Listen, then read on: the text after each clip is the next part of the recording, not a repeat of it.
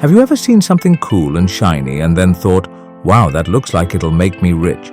Well, often things that look fancy are actually sneaky little traps, which keep your pocket feeling lighter than a feather in a hurricane. But sometimes those smart moves are like wearing shoes that look awesome but give you blisters every time you walk. They might seem impressive on the outside, but they will drain your money and keep you from the right ways to gain financial liberty. So grab your popcorn and your thinking cap, as you will get to explore 7 sneaky assets, which look smart but can actually keep you poor. You must watch the video till the end, because knowing what not to do is just as significant as knowing what to do. 1. Brand new fancy car. Okay, raise your hand if you've ever seen a super cool, shiny car and thought, wow, if I had that, I'd be set. It makes you validation and makes you feel like you're rich and successful, right? Like you've made it to the big leagues. But in actual, that shiny metal beast with the roaring engine is often a giant money-eating monster in disguise. Think about it. You buy it for a lot of money. Then every single month you have to feed it gasoline, give it oil changes like it's thirsty for gold, pay for insurance in case it gets a boo-boo, and what if a tire goes flat? Ka-ching! More money out the door. And here's the sneaky part. As soon as you drive that brand new car off the lot, it starts losing its value faster than ice cream on a hot summer day. It's like buying a brand new toy that becomes a slightly older, less exciting toy the very next minute. So while that fancy car might make you look rich, it's actually constantly sucking money out of your pocket. It's a depreciating asset. Wouldn't that money be better spent on something that could actually grow over time? Food for thought. 2. Designer clothes and accessories. Imagine this, a very expensive handbag or a watch that costs more than your family's last vacation. They look amazing, right? They scream, I have good taste, and maybe even I am rich. But let's peek behind the fancy labels. Just like that new car, the moment you walk out of the store with that expensive handbag, it starts to lose its value. Moreover, the pressure to keep up with the latest trends is like a never-ending race. What's in this year might be out next year, making your expensive purchases look, well, last year's news. It's like trying to catch the wind. You spend a lot of energy and money, but don't really get anywhere. Think about it. Would you rather have a closet full of expensive things that just sit there, or money in the bank that could grow and help you do fun things? It's like choosing between a pretty rock and a seed that can grow into a money tree.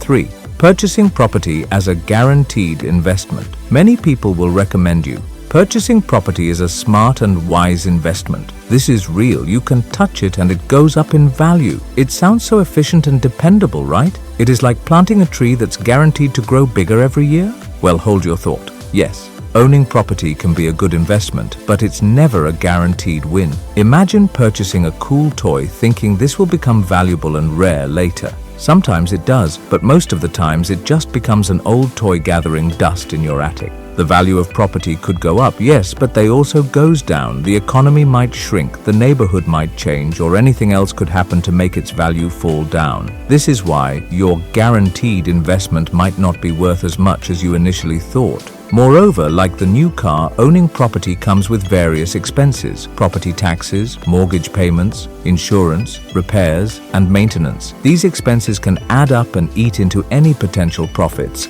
Hence, while having a home to live in can be an amazing thing, thinking of every property purchase as a guaranteed way to riches isn't always wise. This is more like riding a roller coaster. There will be ups and downs, and you have to be prepared for both. 4. Keeping all your money in savings. The safest place for your money is in a savings account. You might have heard this line 1,000 times, right? It sounds secure and responsible, like tucking your precious toys safely in an almirah. Having some money in savings for short-term goals or emergencies is definitely a wise move. This is like having a little amount of your favorite snack in case you get hungry. But keeping all the money in a savings account for a long period is like keeping those snacks in a jar forever. The snacks might stay safe, but they won't multiply or grow in numbers. Savings accounts normally offer low interest rates. The amount of return you will earn on your savings would not be enough to beat something called inflation. Inflation is like a sneaky monster that makes the price of things go up fast over time. Hence, while the money in the savings account stays the same, it will be able to purchase less stuff over time. This is like having the same amount of coins while the candy bar costs more. While safety is essential, keeping all your money in a low-interest savings account indicates it's not growing over time. This is similar to having a seed which could grow into a big plant, but you just keep it in a jar instead of planting it. 5. Huge homes.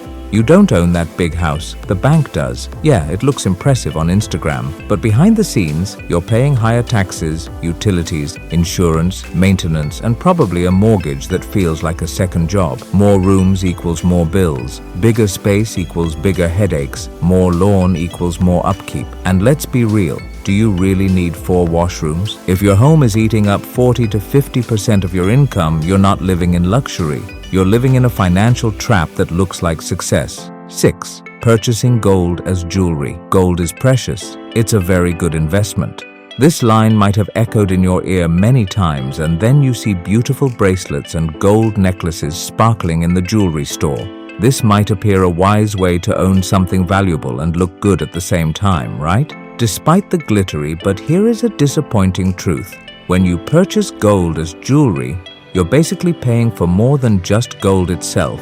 You're also actually paying for the craftsmanship, the design, and the store's markup. Hence, if you ever decide to sell that beautiful bracelet, you won't get back nearly as much as you paid for it. The person buying it will likely only pay for the value of the gold itself, not the store's brand or fancy design. It's like buying a cool toy for a high price, but as you attempt to sell it later, the buyer just wants to pay for the plastic it's made of. Gold can be a smart investment in some specific forms, like gold coins or bars. Buying this primarily as jewelry means a big chunk of your money is stuck up in something that will hold its value well. This is more like having a beautiful statue, which just sits there instead of something that can create more value and grow. 7. Lending money to family and friends. You care about your friends and family. When they require financial help, you lend them money. It feels like a supportive and kind thing to do, right? Like sharing your toys with someone who really requires them. If they pay you back and all is fine. But lending money to near and dear ones can be a tricky situation. What if they do not pay you back? This can strain your relationship, create awkwardness, and even lead to arguments. This is like lending your favorite toy and never getting it back. Moreover, when you lend money without a clear plan or agreement, this could be hard to bring up the topic of repayment later. You are likely to feel uncomfortable asking for the money back, and they would get embarrassed that they haven't paid you.